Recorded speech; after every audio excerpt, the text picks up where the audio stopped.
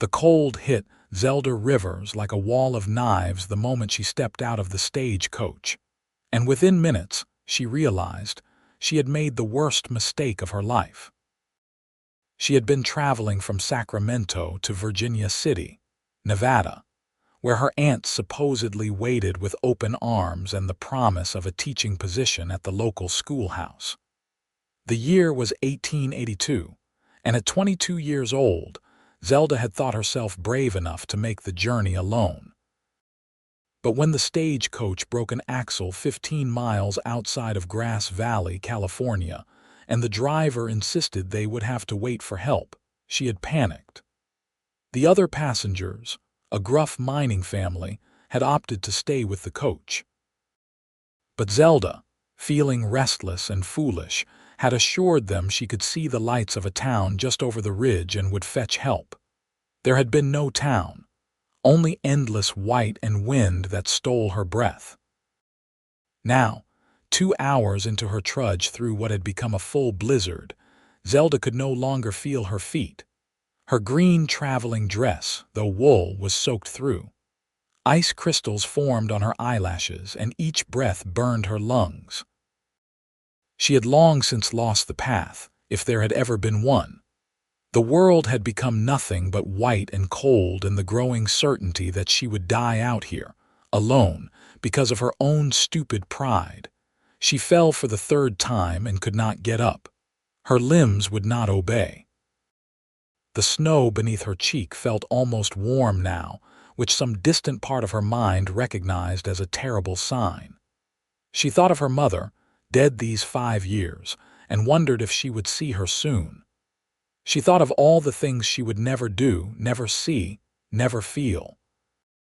Then she thought she heard hoofbeats, but that was surely her mind playing tricks. The horse was real, though, and so was the man who dismounted in a rush, his boots crunching in the snow beside her head. Strong hands rolled her over, and through the curtain of snow she saw a face that seemed carved from the mountains themselves, all hard angles and sharp concern. His eyes were a startling blue against his tanned skin, visible even in the storm. "Madam, madam, can you hear me?" His voice was rough but urgent. Zelda tried to speak, but only a weak sound emerged. "Lord have mercy," the man muttered. "What are you doing out here?" He did not wait for an answer she could not give. Instead, he scooped her up as though she weighed nothing, cradling her against his chest. Even through her frozen state, she could feel the warmth radiating from him, the solid strength of his arms. He smelled of leather and wood smoke and something else, something clean like pine. "Stay with me now," he said, carrying her toward his horse. "I've got you. You are going to be all right." The horse, a sturdy bay gelding, stood patient as the man somehow managed to mount while still holding her. He arranged her in front of him, wrapping his heavy coat around them both, tucking her head beneath his chin. One arm banded around her waist, holding her secure, while the other hand held the reins. "Go on, Dusty," he urged the horse. "Home, boy, fast as you can." The horse needed no further encouragement. It turned and began moving through the snow with purpose, apparently knowing the way even when the world was nothing but white chaos. Zelda drifted in and out of consciousness. She was aware of the man speaking to her, his voice a constant rumble against her ear, though she could not make out the words. She was aware of movement, of the horse's gait, of the man's arm tightening whenever she slumped too far. She was aware, most of all, of warmth beginning to seep back into her, though with it came terrible pain as her frozen limbs began to thaw. She must have cried out because the man's voice became more urgent. I know it hurts. That is a good sign, though. Means you are not too far gone. We are almost there. Stay with me." Time lost meaning. The journey could have been minutes or hours, but eventually the quality of the darkness changed. The wind lessened. The horse's hooves struck something solid, would perhaps, and then they were inside somewhere, out of the wind, and the sudden absence of that screaming cold was shocking. "Thomas!" the man shouted. "Thomas, get in here!" There were sounds of movement, a door opening, a younger voice exclaiming in surprise. "Henry, what in the name of— get blankets from the house and start a fire in here. Hot water too, but not too hot, and be quick about it." "Who is that? I will explain later." "Move." The younger man, Thomas, hurried off, and Zelda felt herself being lowered onto something soft. Hay, perhaps. The man, Henry apparently, began removing her wet cloak with careful but efficient movements. "I am sorry for the impropriety, madam, but these wet things will kill you sure as the cold did not." His hands were gentle despite their size, working at the buttons of her traveling dress. "Thomas will be back soon. He is my brother, 17 and mostly harmless. We will get you warm." Zelda tried again to speak and this time managed a whisper. "The coach." "Hush now. You can tell me everything once you are not dying." There was the ghost of warmth in his voice, almost humor, which seemed impossible given the circumstances. Thomas returned with an armful of blankets and wide eyes. "I got these from my bed and the fire is started. Water is heating. Should I fetch Doc Morrison from town?" "Not in this storm. He would never make it, and neither would we trying to fetch him. We will manage ourselves." Henry had removed Zelda's dress down to her chemise and was now wrapping her in the blankets with brisk efficiency. "Get her boots and stockings."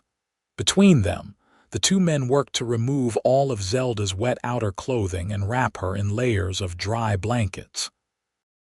Through it all, Henry kept up a steady stream of instructions to his brother and occasional reassurances to Zelda herself. He rubbed her hands and feet, working circulation back into them despite her whimpers of pain. "The hurt means you are coming back," he repeated. "I have seen frostbite, and you will keep all your fingers and toes if I have anything to say about it." They were in a barn, she realized as her senses began returning more fully. A well-kept barn with several horses in stalls and the warm smell of hay and animals. The fire Thomas had built in what looked like an old iron stove was already radiating heat into the space, but Henry was shaking his head. "This is not warm enough. Thomas, help me get her to the house." "But Henry, propriety, damn propriety. She will die of pneumonia if we leave her out here." Once again, Zelda found herself lifted in Henry's arms. Thomas ran ahead, and they crossed what felt like a short distance before entering another building. The warmth inside was immediate and wonderful. This was clearly the main house, a cabin from what Zelda could see through her half-closed eyes. It was rustic but clean, with simple furniture and a large stone fireplace already burning bright. Henry carried her to a bedroom and laid her on the bed. "Thomas, get more wood on that fire in here. I am going to make something warm for her to drink." "Should I stay with her?" "No, help me in the kitchen. She is decent enough now, and we need to get warm liquid in her." The brothers left, and Zelda lay cocooned in blankets, shivering violently as her body tried to rewarm itself. The room was simply furnished with just the bed, a dresser, and a chair, but everything was neat and well made. Through the open door she could hear the men moving about, the clatter of a kettle, low voices in discussion. After what felt like a long time but probably was not, Henry returned with a steaming cup. He sat on the edge of the bed and slipped an arm behind her shoulders, lifting her gently. "Can you drink? It is just hot water with a bit of honey and whiskey. It will help." Zelda's hands shook too much to hold the cup, so Henry held it to her lips, tipping it carefully so she could sip. The liquid burned going down, but it was a good burn, spreading warmth through her chest. She managed several swallows before she began coughing. "Easy now," Henry murmured. "Not too fast." When she had drunk half the cup, he let her rest back against the pillows. For the first time, she got a proper look at him. He was perhaps 28 or 30, with dark hair that curled slightly at his collar and those remarkable blue eyes that seemed to see right through her. His face was tanned and weathered from outdoor work, with lines at the corners of his eyes that suggested he smiled often, though he was not smiling now. His expression was one of focused concern. "Thank you," Zelda managed, her voice hoarse. "You saved my life. What were you doing out there?" There was no accusation in his tone, only honest confusion. "There is nothing for miles in the direction I found you. The stagecoach broke down. I thought I saw town lights. I was wrong." "You certainly were." He shook his head. "That was a foolish risk, madam, if you do not mind me saying so." "I do not mind. You are right." Tears suddenly welled in her eyes, the shock and fear finally catching up with her. "I thought I was going to die out there." "Hey now." Henry's voice softened and he reached out to awkwardly pat her hand. "You did not die. You are safe now. My name is Henry Zimmerman and this is my ranch, such as it is. You are welcome to stay as long as you need." Zelda Rivers. "I was traveling to Virginia City for a teaching position." "Long way from Virginia City." Henry stood. "You rest now. When the storm clears, we will figure out what to do about that stagecoach and your belongings. For now, you need to warm up and sleep. I will check on you through the night to make sure you are all right." "Where will you sleep?" "Thomas and I will take the main room." "This is my room, but you need the warmth from the fireplace more than I need my own bed." He moved toward the door, then paused. "Miss Rivers, you were lucky. Another hour out there and I would not have found you in time, or I would have found you, but there would have been nothing I could do." "Why were you out there at all in such weather?" "One of our horses got spooked and broke through a fence. I was tracking him to bring him home before he froze." Henry smiled then, a small, tired expression. "Found you instead. I figure that is a fair trade, even if I had to leave the horse to find his own way back." "I am sorry." "Do not be. Dusty is smarter than most men I know. He will make it home." Henry nodded to her. "Sleep now." He left, closing the door partway for privacy, but leaving it open enough that heat from the main room's fireplace could circulate. Zelda heard him speaking with Thomas in low tones, explaining the situation more fully. Then there were sounds of the men settling in for what remained of the night. Despite her exhaustion, Zelda lay awake for a long time, listening to the storm rage outside and the fire crackle in the bedroom hearth. She thought about Henry Zimmerman's face when he had found her in the snow, the urgency in his voice, the gentleness of his hands despite their rough appearance. She thought about how she had been so utterly foolish, and how that foolishness should have killed her, but instead had led her here, to this warm bed in a stranger's house. A stranger who had risked himself in a blizzard to save her. She finally slept, and if she dreamed of blue eyes and strong arms and a voice telling her she would be all right. Zelda woke to bright sunlight streaming through a small window and the smell of coffee and bacon. For a moment, she could not remember where she was. Then it all came flooding back. The blizzard, the cold, Henry Zimmerman carrying her to safety. She sat up carefully, taking inventory of herself. Everything ached and her hands and feet throbbed with a dull, persistent pain, but she was alive and warm. Someone, probably Henry, had been in during the night to stoke the fire, which still burned cheerfully. Next to the bed, laid over the chair, was a set of clothes, far too large for her but clean and dry. There was a soft knock at the door. "Miss Rivers, are you awake?" Henry's voice. "Yes, come in." He entered carrying a tray with coffee and what looked like oatmeal. "Thought you might be hungry. How are you feeling?" "Sore, but alive, thanks to you." The storm broke just before dawn. Beautiful morning out there, all fresh snow and sunshine. "Hard to believe it tried to kill you last night." He set the tray on the bedside table.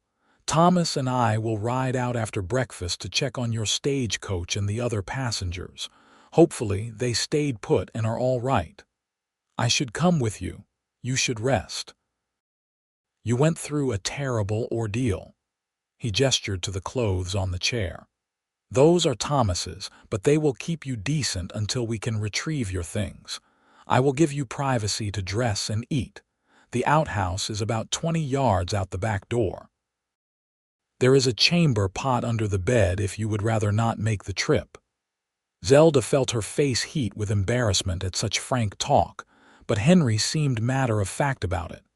Ranch life, she supposed, left little room for false modesty.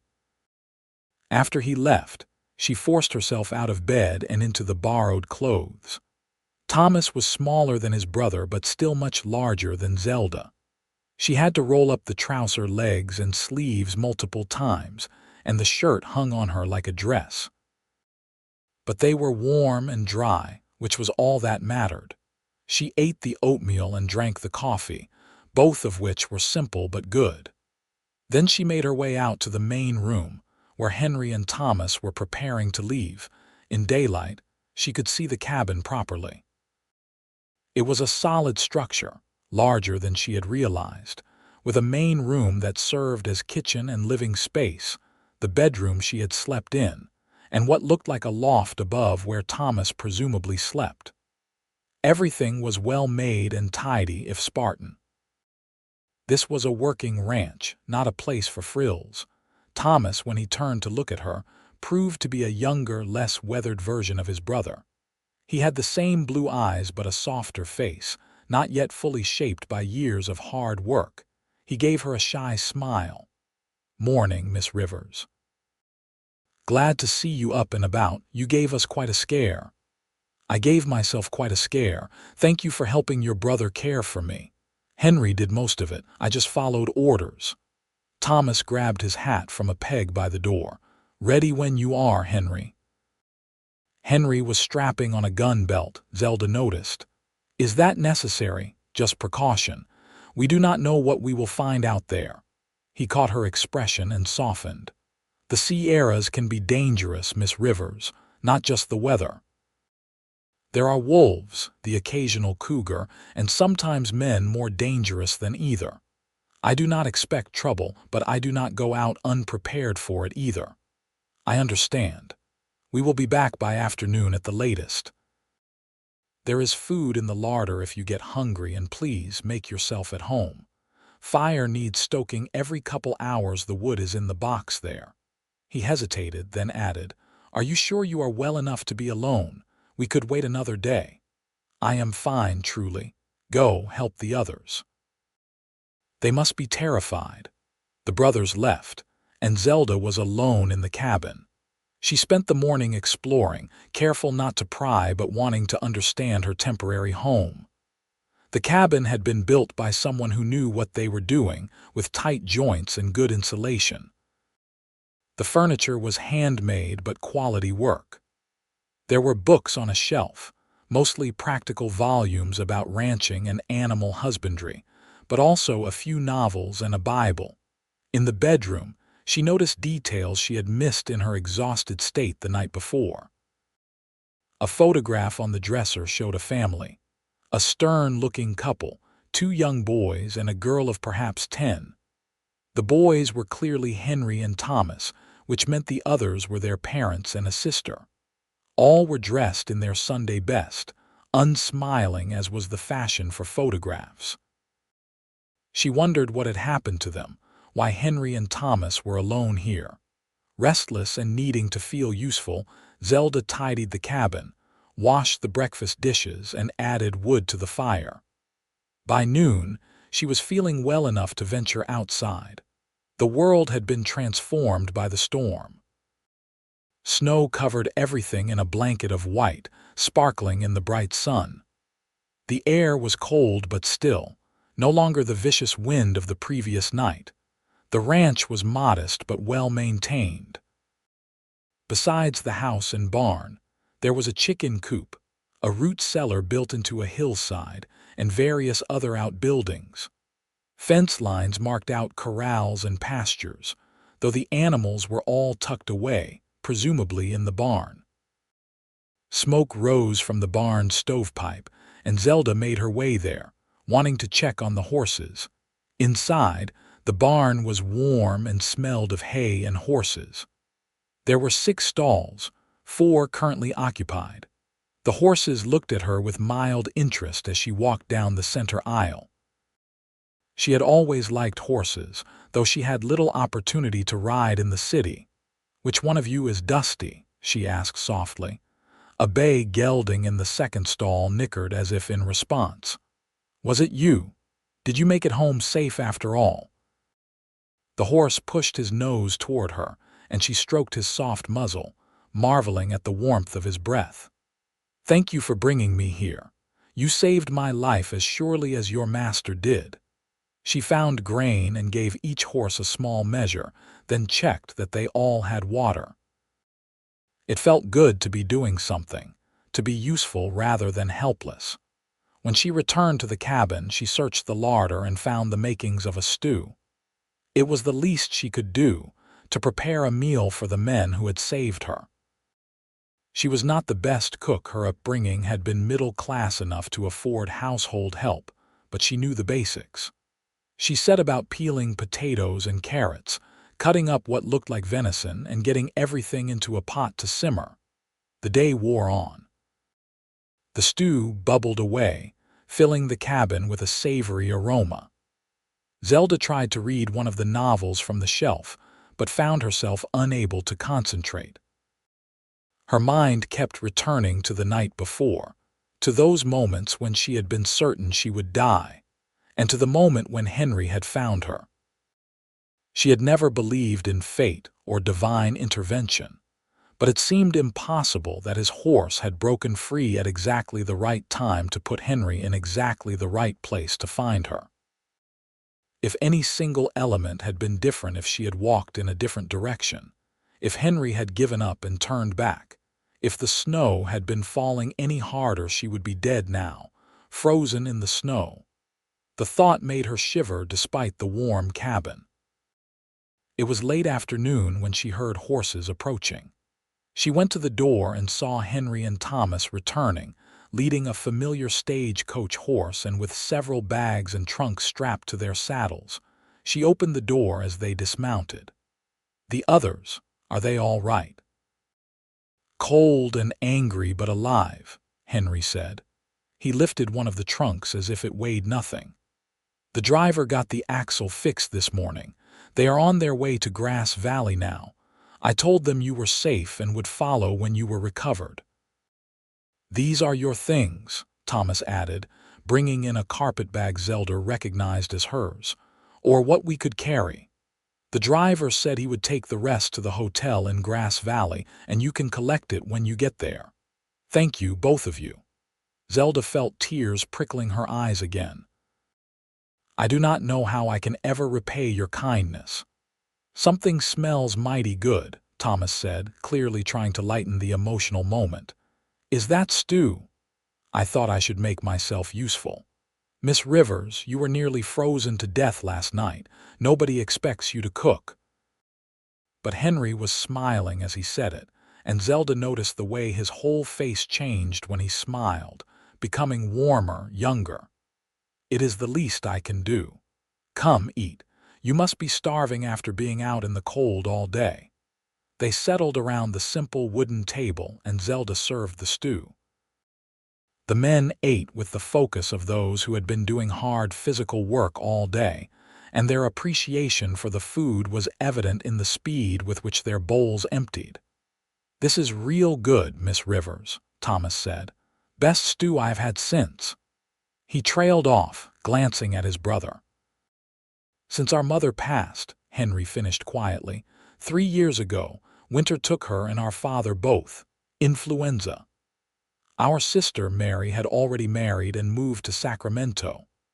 "I am so sorry," Zelda said. Henry shrugged, though she could see the grief still lingered in his eyes.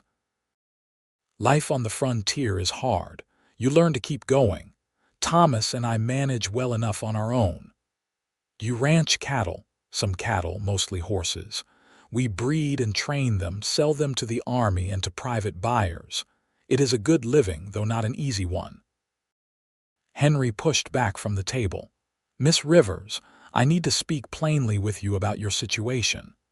Zelda set down her spoon, suddenly nervous. "All right." The driver said the stagecoach had already been delayed 2 days before the axle broke because of mud on the roads. With the snow now, the pass to Virginia City will be closed for at least a week, maybe 2, depending on the weather. You cannot continue your journey. I see. You are welcome to stay here until the pass opens. We have the room, and honestly, the company would be nice. It is just Thomas and me most of the time, and he is not much for conversation." Henry ignored his brother's protest and continued. "But I want you to understand, this is a working ranch. We cannot spend our days entertaining you. You would be largely on your own during the daylight hours." "I understand, and I would not dream of being a burden. If you let me stay, I will help however I can.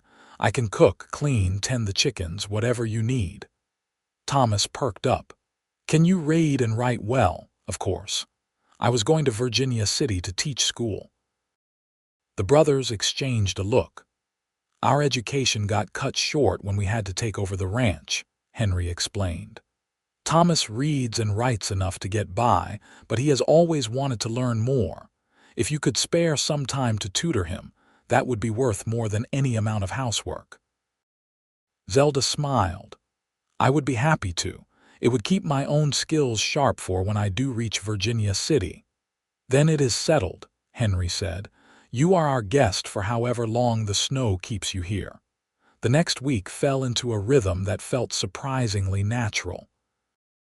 The men rose before dawn to tend the animals and do the endless work that running a ranch required. Zelda would wake to find the fire already built up and coffee waiting. She would make breakfast, pack food for the men to take with them, and then have the day to herself. She cleaned the cabin from top to bottom, not because it was dirty but because she needed to feel useful. She mended clothes, finding Henry's sewing kit and repairing tiers and replacing buttons. She learned to care for the chickens and gather eggs. She baked bread, attempted pies with varying success, and experimented with the limited ingredients available to make meals that were simple but hearty. In the afternoons, when the men came in for their midday meal, she would tutor Thomas. He was a quick study, hungry for knowledge. They worked through some of the more advanced texts on the shelf, and she taught him arithmetic beyond basic sums. Henry would often listen while working on tack repair or other tasks, and she noticed he absorbed the lessons too, though he never asked to be included formally. The evenings were the best part. After supper, they would sit by the fire, talking about everything and nothing. Henry told stories about the ranch, about the horses he had trained, about the hard early years after their parents died. Thomas talked about his dreams of maybe going east someday to see the big cities. And Zelda talked about her life before, growing up in San Francisco, losing her mother, the loneliness that had made her jump at the chance to start fresh in Virginia City. "You have other family?" Henry asked one evening about a week into her stay. "A father, but we are not close. He remarried quickly after my mother died, and his new wife made it clear I was not truly welcome. The job in Virginia City was as much an escape as an opportunity. And this aunt who was expecting you." Zelda hesitated. "To be honest, I do not know her well. She is my mother's sister and they were not close. But she offered me the position and I had nowhere else to go." Henry was quiet for a moment, staring into the fire. "Family is complicated, I understand that. But you should know, Miss Rivers, that you are not unwelcome here. I hope we have made that clear. You have been more than kind, both of you." She looked at Thomas, who was half asleep in his chair. "I will be sorry to leave when the pass opens. Will you?" Henry's voice was soft, and when she met his eyes, There was something in them that made her breath catch. "Yes," she whispered. "I will." He held her gaze for a long moment, and Zelda felt something shift between them, something that had been building all week without her fully realizing it. Then Thomas snorted in his sleep, breaking the moment, and Henry stood abruptly. "I should check the barn one more time before bed. Thomas, wake up and get yourself to your loft." He left quickly, and Zelda sat staring at the door, her heart pounding. What was happening? She had known Henry Zimmerman barely a week, and yet she felt more comfortable with him than she had with people she had known for years. She looked forward to his presence, found herself watching for him during the day, treasured their evening conversations. This was dangerous. She was leaving as soon as the pass opened. She had a job waiting, a new life. She could not afford to develop feelings for a cowboy rancher in the California mountains, no matter how kind he was, no matter how those blue eyes made her feel. But as she lay in bed that night in the room that smelled like him, she had to admit the truth to herself. It was too late for could not afford. The feelings were already there, growing stronger every day. The weather turned colder, but there was no more snow.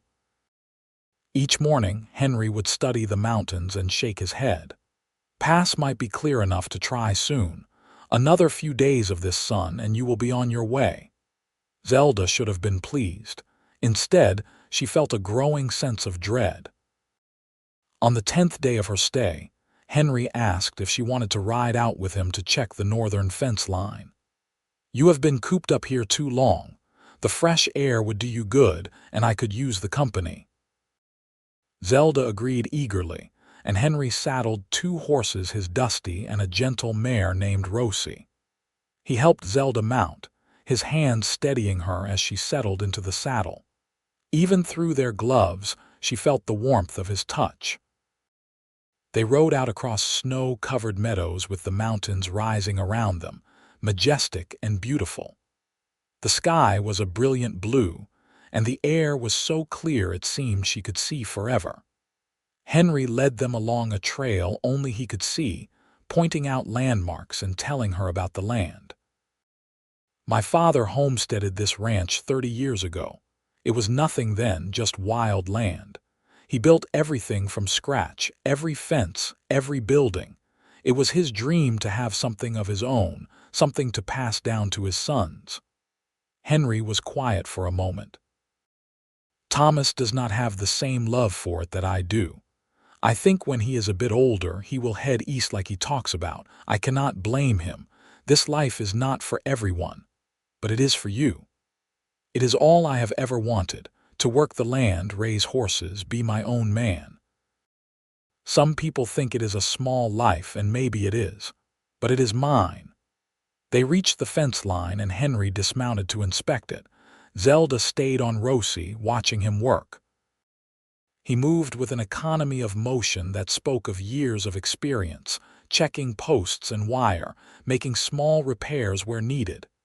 "You are a good man, Henry Zimmerman," she said when he remounted. He looked at her in surprise.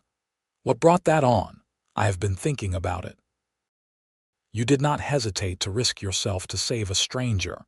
You welcomed me into your home without question. You have treated me with nothing but respect and kindness. In my experience, that is rare.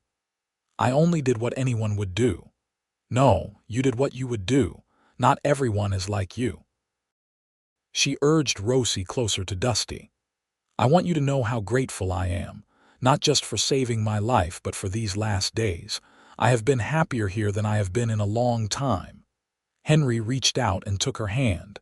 Even through their gloves, the contact sent a jolt through her. "Zelda." It was the first time he had used her given name. "I have something I need to say, and I am not good with words, so I am just going to say it plain. I do not want you to leave." Her heart seemed to stop. "Henry, I know you have a job waiting and a whole life planned out. I know I have no right to ask you to give that up. But these last days with you here, it has felt right. More right than anything has felt since my parents died. I look forward to coming in from the cold because you are there. I look forward to our talks by the fire. I look forward to seeing your face every morning." He paused, took a breath. "I think I am falling in love with you, Zelda Rivers, and I do not know what to do about it." Tears spilled down Zelda's cheeks. "I think I am falling in love with you too, but Henry, we barely know each other. This might just be gratitude on my part or proximity or it might be real." He squeezed her hand. "I am not asking you to decide right now. I am just asking you to think about staying, not as a guest but as—" He faltered, then pushed on. "As my wife, if you will have me." Zelda could not speak. The proposal, so sudden and so honest, took her breath away. "You do not have to answer now," Henry said quickly, misreading her silence.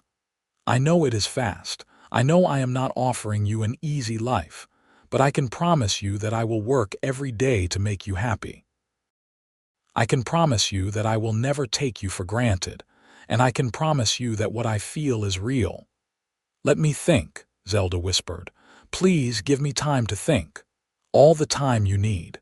They rode back to the ranch in silence, but it was not an uncomfortable one. Zelda's mind was spinning.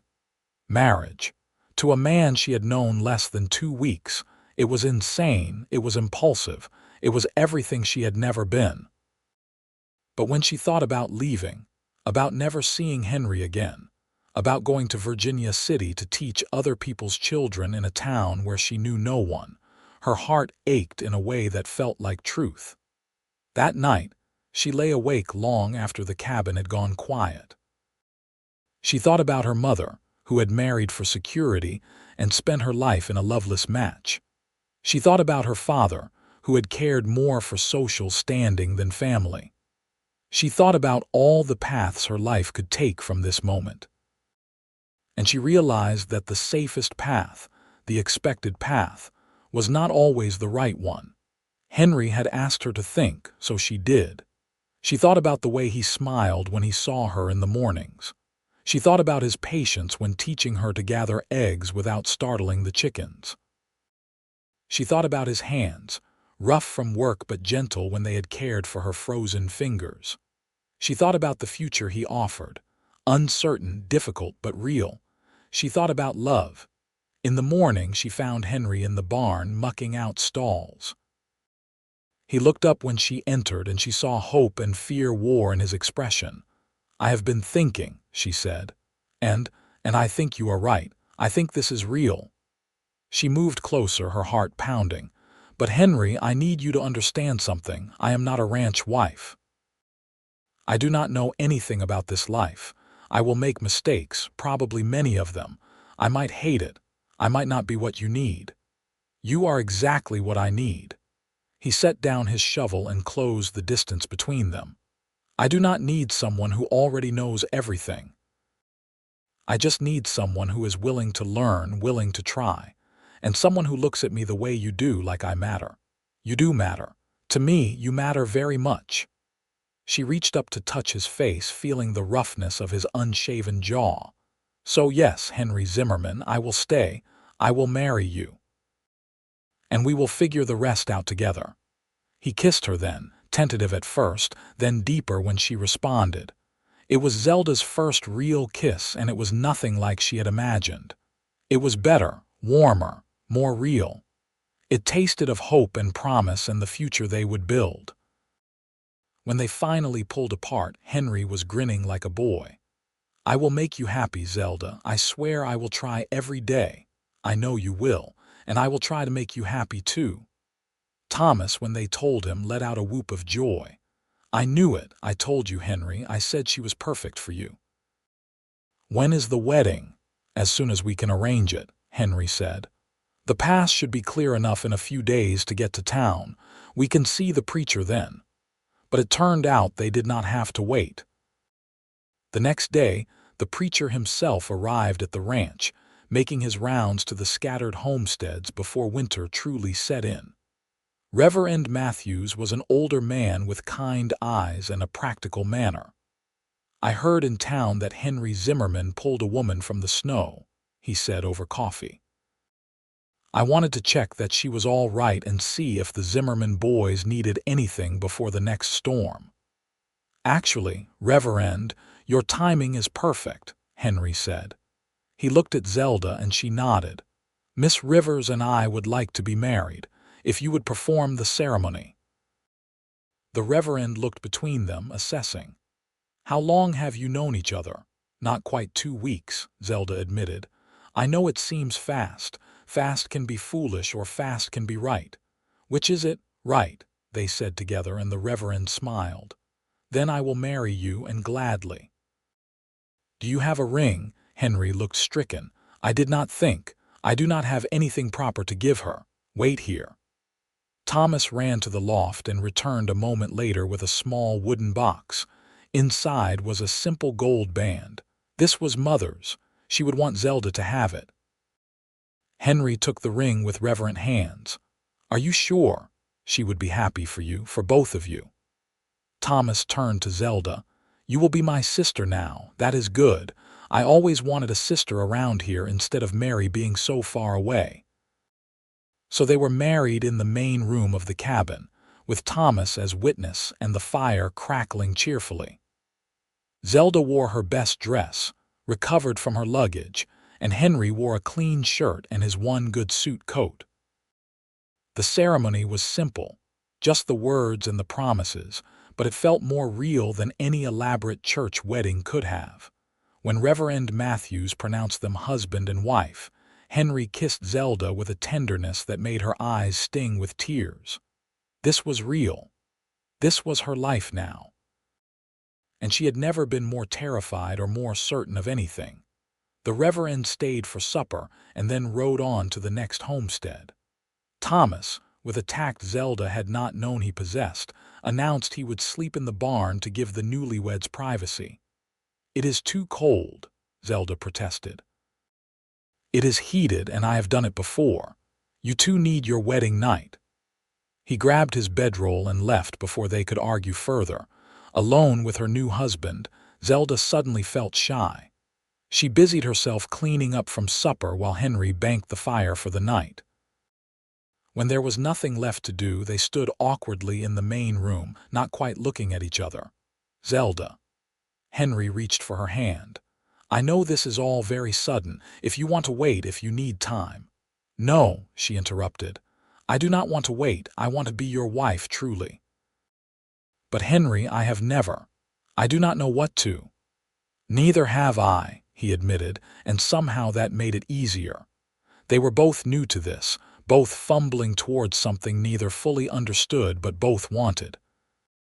He led her to the bedroom, their bedroom now, and in the gentle glow of the firelight, they discovered each other. It was awkward and sweet and occasionally funny, but it was theirs, and that made it perfect. Afterward, lying in Henry's arms with her head on his chest, listening to his heartbeat, Zelda felt a peace she had never known. This man, this life, this moment, it was right. She did not know what the future held, but she knew she would face it with Henry beside her, and that was enough. No regrets? Henry asked softly, his fingers tracing patterns on her shoulder. None. You, not a single one. He kissed the top of her head. Thank you for staying. Thank you for taking a chance on me. Thank you for finding me in the snow. Thank you for showing me what love can be.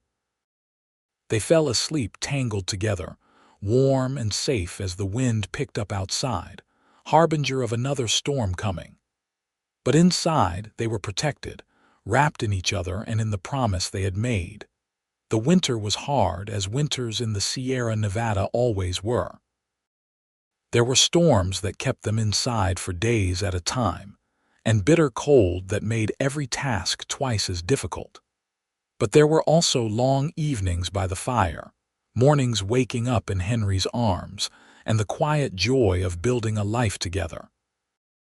Zelda learned ranching, slowly and with many mistakes. She learned to read the weather, to care for horses beyond just feeding them, to cook for working men who needed substantial meals. Henry proved to be a patient teacher, never mocking her city-bred ignorance, always willing to show her again when she failed. She also learned her husband. She learned that he was quietest when he was worried, that he had a dry sense of humor that caught her by surprise, that he sang to the horses when he thought no one was listening. She learned that he had nightmares, sometimes about the winter his parents died, and that holding him close was the only thing that helped. She learned that he loved her with an intensity that still took her breath away, that he showed his feelings more through actions than words, and that he considered her the greatest gift of his life. In turn, she let him learn her. Her fear of disappointing people, her love of reading, her terrible singing voice, her occasional need for solitude. He accepted all of it, the good and the bad, and never tried to change her into something she was not. Thomas thrived under Zelda's tutoring, his education advancing rapidly. He talked more and more about his plans for the future, and while Henry was sometimes sad at the thought of his brother leaving, he encouraged it. "Everyone needs to find their own path," he told Zelda one night. "Mine is here, but his might be elsewhere. I cannot hold him back just because I do not want to be lonely. You will not be lonely, you have me." "I do not I?" He pulled her close, marvel in his voice. "I still cannot quite believe it sometimes, that you are real, that you stayed. Where else would I be?" "Virginia City, teaching school, living the life you planned." Zelda thought about that alternate future, the one she had given up. "I would have been good at it, I think. I would have been content. But Henry, I would not have been happy, not like I am here. You gave me something I did not even know I was missing." "What is that?" "A home." Spring came eventually, as it always did. The snow melted, the pass opened, and the world beyond the ranch became accessible again. A letter arrived from Zelda's aunt in Virginia City, stern and disapproving when she learned her niece had married a rancher instead of coming to teach. But there was also a note from the school board releasing her from her commitment, and a terse line from her father acknowledging the marriage. "Does it hurt that they are not happy for you?" Henry asked, watching her read the letters. "No," Zelda said, and she was surprised to realize it was true. "They are part of my past, but you are my future. Their approval does not matter anymore." Life settled into new rhythms as the ranch work shifted with the seasons. They planted a kitchen garden, the first the ranch had seen in years. They welcomed a new crop of foals, and Zelda was there for every birth, marveling at the miracle of new life. They made improvements to the cabin, adding shelves and curtains and small touches that made it feel more like a home. By summer, Zelda suspected she might be pregnant. She waited to tell Henry, wanting to be sure, but he guessed anyway. "You have been tired lately, and you have that glow everyone talks about. Are we having a baby?" "I think so. Are you happy?" His answer was to sweep her up and spin her around, laughing with pure joy. "Happy? Zelda, I am over the moon. A baby, our baby." Thomas was equally excited, already planning to be the best uncle in California. As Zelda's belly grew through the summer and into fall, both men became absurdly protective. They would not let her do any heavy work, insisted she rest frequently, and fussed over her constantly. "I am pregnant, not made of glass," she protested when Henry tried to forbid her from gathering eggs. "You are carrying my child. I am allowed to be careful with you." Their daughter was born in late January, almost exactly a year after the blizzard that had brought Zelda to the ranch. It was a long labor, and there were moments when Henry, waiting anxiously in the main room with Thomas, thought he might die of fear. But finally, the midwife from town emerged with a smile. "You have a healthy baby girl, Mr. Zimmerman. Your wife is tired but well. You can go in now." Henry found Zelda propped up in bed, exhausted but radiant, holding a tiny bundle. "Come meet your daughter," she said softly. He approached on shaking legs and looked down at the tiny face, red and wrinkled and perfect. "She is beautiful. She looks like you. She has your eyes, I think." or she will. They named her Rose after the mare Zelda had ridden on that first ride with Henry. Rose Zimmerman, born into love and warmth, never knowing how close she had come to never existing at all. Thomas rode to Sacramento shortly after Rose's birth, ready to begin his own adventure. It was an emotional farewell, but he promised to write, to visit, and to come back if they ever needed him. Henry and Zelda stood in the dooryard, watching him ride away, and Zelda leaned into her husband's side. "It is just us now, and Rose." "That is all I need," Henry said, and he meant it. The years passed in the way years do, marked by seasons and small moments. Rose grew into a bright, curious child who loved the horses as much as her father did. Zelda became the rancher's wife she never thought she could be, capable and strong, beloved in the small community around Grass Valley. Henry's horse breeding operation grew, his reputation for quality animals spreading. They had 2 more children, a boy they named James and another girl they named Lily. The cabin was expanded, adding rooms for the growing family. Thomas visited when he could, bringing tales of San Francisco and Sacramento, where he had found work as a clerk and was courting a banker's daughter. Mary, Henry's sister, came for a long visit when James was born, and she and Zelda became fast friends despite the distance between them. The family that had been fractured by death slowly knit back together, different than before but whole again. On a snowy evening in January, 10 years after the night Henry had found Zelda in the blizzard, they sat together on the porch of the expanded cabin, wrapped in blankets and watching the snow fall. The children were asleep inside, and for a rare moment, they were alone. "You remember?" Henry asked. 10 years ago tonight, I pulled you out of the snow. I remember every moment of that night. I remember thinking I was going to die, and then I remember your voice telling me I would be all right. You were so stubborn, even frozen half to death." "I remember thinking this woman has spirit," Zelda laughed. "I remember you were the most beautiful thing I had ever seen, even covered in snow, my rescuer, my hero. I am no hero, I just did what anyone would do." "No, you did what you would do. You saved me, Henry, not just from the snow. From the life I would have had, lonely and dutiful and never quite enough. You saved me and gave me everything." Henry pulled her closer. "You saved me right back. This ranch, after my parents died, it was just a place to work, to survive. You made it a home again. You gave me a reason beyond just not giving up." They sat in comfortable silence, watching the snow. It was a gentle snow, nothing like the blizzard of 10 years ago. This was the kind of snow that blanketed the world in peace, that promised good water come spring. "Do you think Rose will remember these days?" Zelda asked.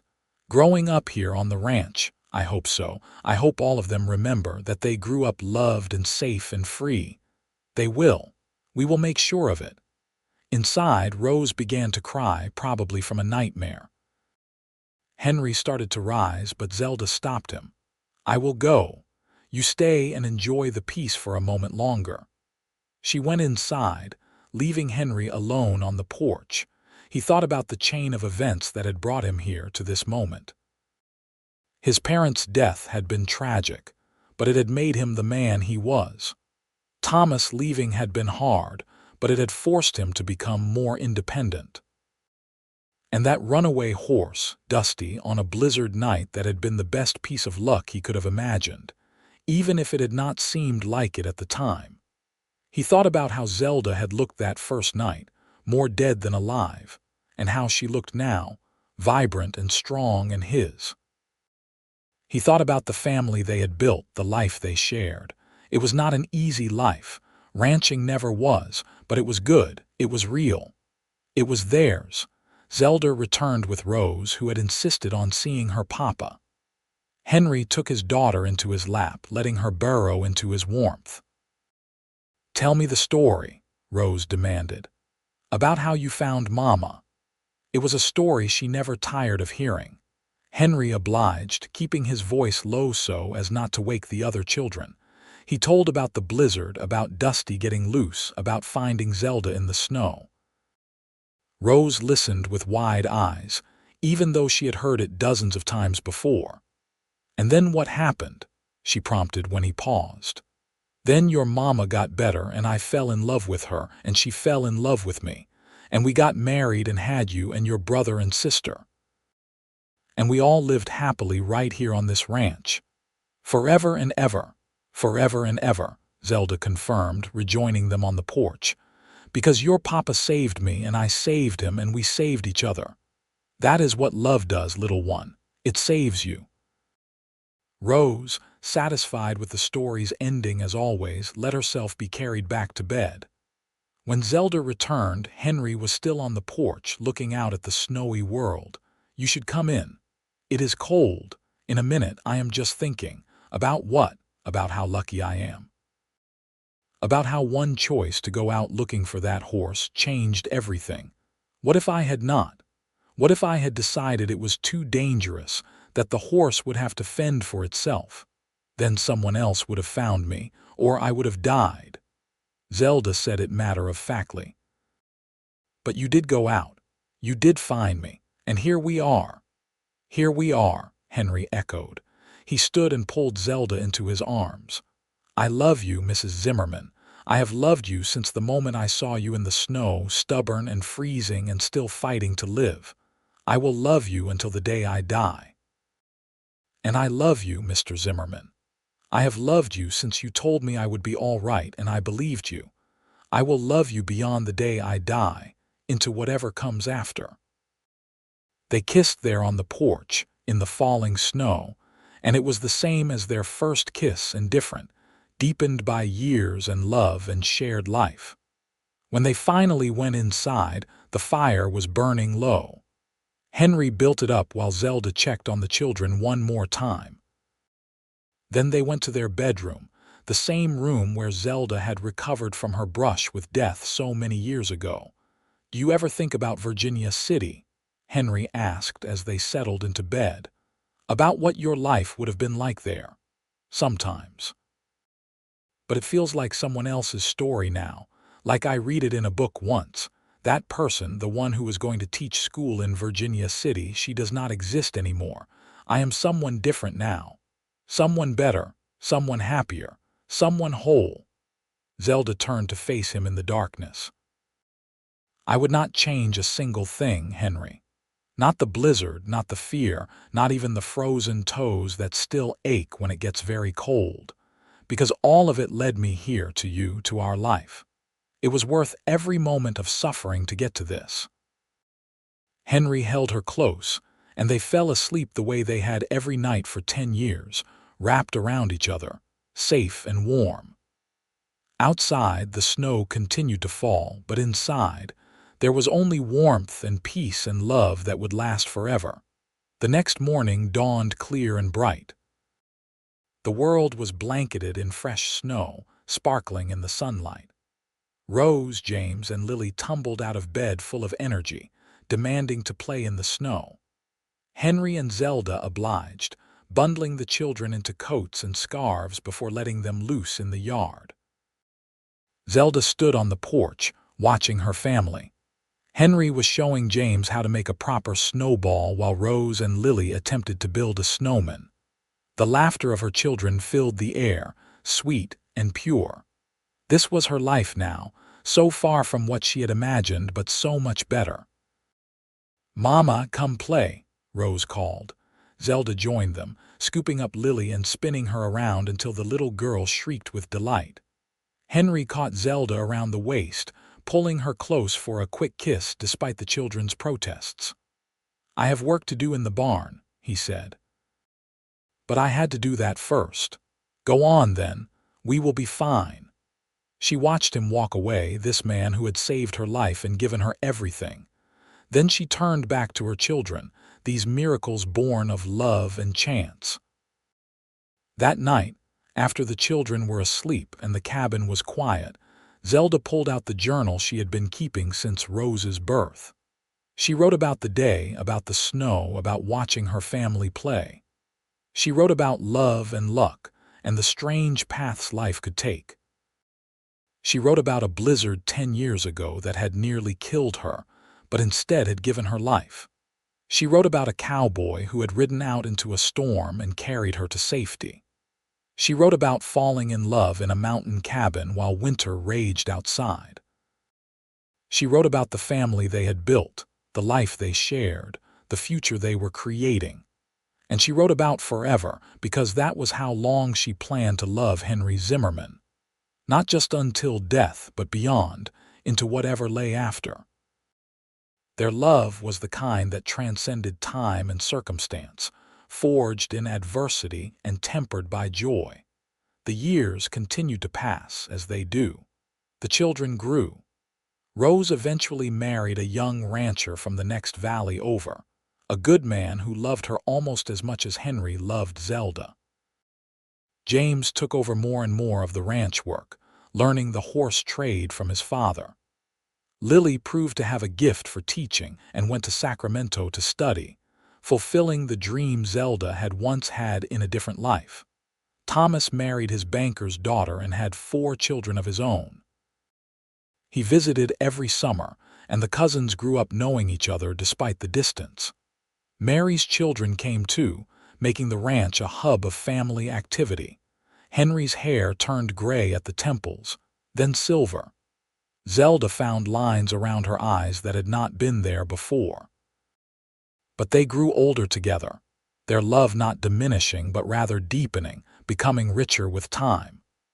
They knew each other's thoughts, finished each other's sentences, moved through their days in harmony. On their 20th anniversary, Henry gave Zelda a gift.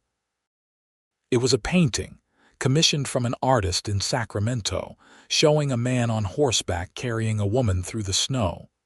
In the background was a cabin, warm light glowing in the windows. "So we never forget," Henry said. "So our grandchildren will know the story of how we began." Zelda hung it above the fireplace, where it could be seen by anyone who entered. And when grandchildren did come, Rose's twins first, then James's son, then more, they would point to the painting and ask for the story. And Henry and Zelda would tell it together, sometimes finishing each other's sentences, always with love in their voices. The story never got old. It was their beginning, their foundation, the moment when their lives had intersected and changed forever. More years passed. They buried friends, celebrated births, weathered hard times, and rejoiced in good ones. Through it all, the ranch endured, and so did their love. When they celebrated their 30th anniversary, Henry was grayer but still strong, still working the ranch with James. Zelda's hands were more gnarled from years of hard work, but they were still capable, still gentle when she stroked Henry's face. 30 years, Henry marveled. 30 years since I found you in that blizzard. Actually, 31. We married 2 weeks after you found me, remember? How could I forget? Best decision I ever made, asking you to stay. Second best. The first was going out in that storm to look for your horse. They were sitting on the porch again, their favorite place. The porch had been rebuilt twice over the years, expanded and improved, but it was still their spot. From here, they could see the whole ranch spread out before them, the barn, the corrals, the pastures where horses grazed. "You think we did all right?" Henry asked suddenly. "With our lives, with the children." Henry Zimmerman, what kind of question is that? I am serious. Did I give you enough? Was this life enough? Zelda took his weathered hand in hers. You gave me everything. A home, a family, love that I feel in my bones. What more could there be? You gave up a lot to stay here. Your career, the city, adventure. I gave up nothing that mattered, and I gained everything that did. Henry, look at what we built. She gestured to the ranch, but she meant more than just the physical structures. We built a family. We raised children who are good people, who know how to work and love and live. We created something that will outlast us, How many people can say that when you put it that way? There is no other way to put it. You saved my life, and then you made my life worth living. Every single day with you has been a gift. Even the hard days, the days we struggled or fought or worried, because we faced them together. Henry pulled her close, and they sat in comfortable silence as the sun began to set, painting the sky in shades of orange and pink. They had sat like this thousands of times over 30-some years, and it never got old. This moment, this peace, this love, it was everything. "Promise me something," Henry said. "Anything. Promise me that if I go first, you will not grieve too long. That you will remember the good times and smile, that you will keep living. Henry, promise me, Zelda. Only if you promise the same, if I go first, you keep going. For the children, for the grandchildren, for yourself, I promise. Then I promise too." They sealed it with a kiss, and if the kiss tasted of salt from tears neither would admit to, they did not mention it. But fate, as it turned out, had other plans. Neither of them went first, at least not by much. They were in their early 70s when the influenza came through the valley. They had survived so much together: hard winters, droughts, accidents, the normal trials of frontier life. But the influenza was merciless. They fell ill within days of each other. James and Rose cared for them, terrified of losing both parents at once. Lily came from Sacramento as soon as she heard, bringing a doctor with her. But there was little anyone could do except wait and hope. Henry, in his delirium, kept calling for Zelda. Even though she was in the next bed, separated only by a few feet, he needed to hear her voice. "I am here," she would tell him, though she was barely conscious herself. "I am right here, my love." One night, when the fever was at its worst for both of them, Rose found them in the early morning hours. Somehow they had moved their beds together or dragged themselves across the space between. They lay facing each other, hands clasped, foreheads touching, and though both were burning with fever, there were smiles on their faces. "They are dreaming of each other," the doctor said softly. "Even now, even like this, they find each other." For 3 days they hung between life and death. The whole family gathered, preparing for the worst. Thomas came from Sacramento, bringing his grown children. Mary came from her home. The house was full of people who loved Henry and Zelda, all waiting, all praying. And then, on the 4th day, the fever broke. First for Henry, then an hour later for Zelda. They woke weak and disoriented but alive. The doctor called it a miracle. Rose called it love. Henry and Zelda just called it another day together, another gift. Their recovery was slow. They had to relearn how to do things, rebuild their strength. But they did it together, as they did everything. Henry would help Zelda walk around the room. Zelda would coax Henry to eat when he had no appetite. They were each other's best medicine. "I thought I lost you," Henry admitted one afternoon when they were sitting up in bed, finally allowed to be awake for more than an hour at a time. "I thought I lost you too. I could hear you calling for me, but I could not reach you. And then I felt you next to me, and I knew it would be all right, as long as we were together." "Always together," Zelda agreed. "That is how it has always been. That is how it always will be." They recovered, though they never quite regained their full strength. But that was all right. They had grandchildren and great-grandchildren to do the heavy work now. Their role was to sit on the porch and tell stories, to offer advice and comfort, to be the heart of the family they had created. On their 40th anniversary, the whole family gathered at the ranch for a celebration. There were more than 50 people present: children, grandchildren, great-grandchildren, nieces and nephews, friends who had become family. Someone had set up tables in the yard, laden with food. Someone else had brought a fiddle, and there was music and dancing. Henry and Zelda sat in chairs of honor, watching the celebration. Henry's hand never left Zelda's, their fingers interlaced as they had been for 4 decades. Rose stood up to make a speech.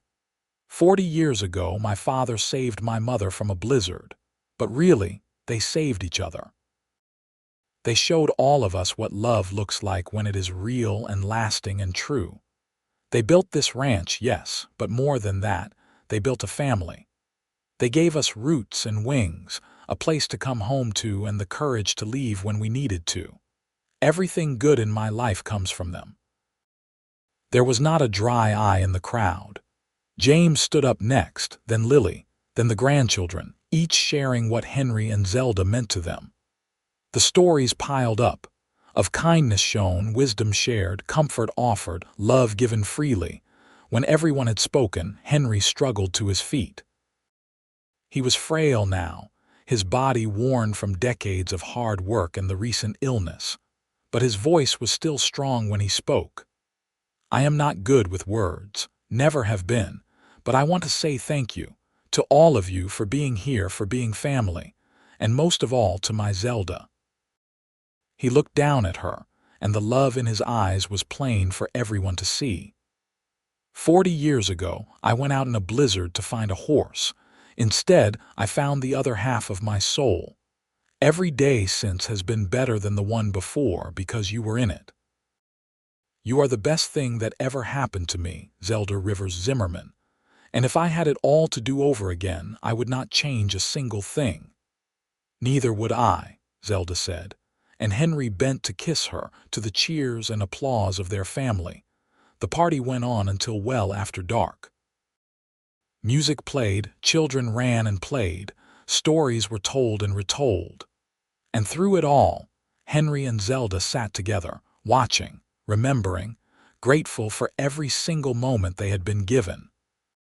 Years later, when both had passed Henry first, peacefully in his sleep at age 78, and Zelda 6 months later, as though she could not bear to be parted from him for long, the family gathered again. They buried Zelda next to Henry on a hillside overlooking the ranch, where they could watch over the land they had loved. Rose inherited the painting of Henry carrying Zelda through the snow. She hung it in her own home, and when her children were old enough, she told them the story. About a blizzard and a cowboy and a woman who had been lost. About love that had saved them both and warmed them forever. The story passed down through generations. Great-great-grandchildren heard about the night Henry Zimmerman rode out into a storm and found Zelda Rivers, about how he had carried her to safety, and how they had fallen in love. The details might have changed slightly with each telling, embellished here, smoothed there, but the heart of it remained the same. It was a story about chance and choice, about one moment that changed everything. It was a story about love that was real and lasting, that built families and legacies. It was a story about two people who had saved each other and created something beautiful in the process. And it was a story that would be told for as long as there were people to tell it, a testament to the power of love and the magic of two souls finding each other against all odds, in a blizzard, on a mountain, in the wild west of California in 1882. A cowboy and a woman who should have died but instead lived, and loved, and created a forever that would outlast them both.